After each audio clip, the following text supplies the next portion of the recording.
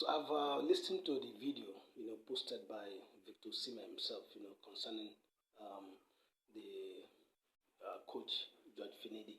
I think with what I saw, I think Victor Osimhen, rant a lot. For Victor to come out on social media, talking about the coach ranting. He went to Germany for a scan. He had an injury after their game against Leicester, I think in Italian league. So he went there and he said, there was a video he did with his friend, at least to show the coach that he went for scan and stuff like that.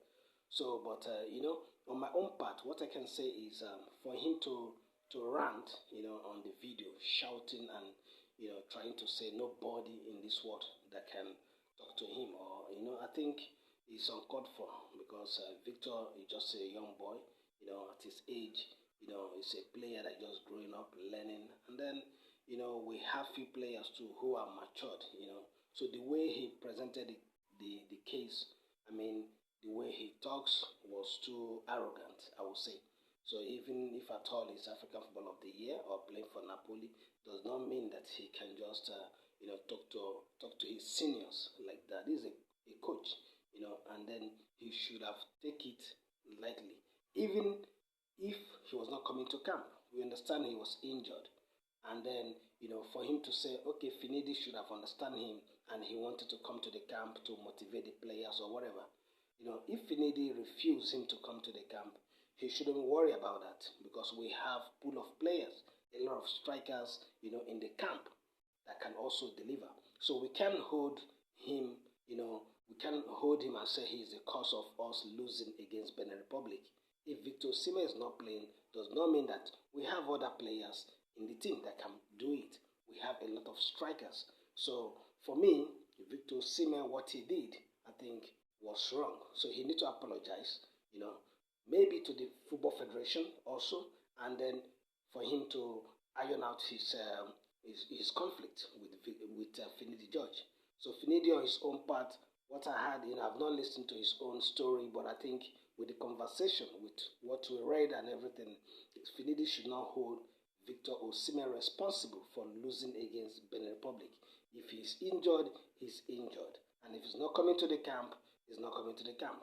So that is it. So Victor Osimhen should not be angry because he didn't go to the camp to sit down and watch these players. So I think they can't condone such act, if it's maybe other federation, like I've seen in France and other part, I think Victor Osimhen will be fine, with what happened between him and Finidi.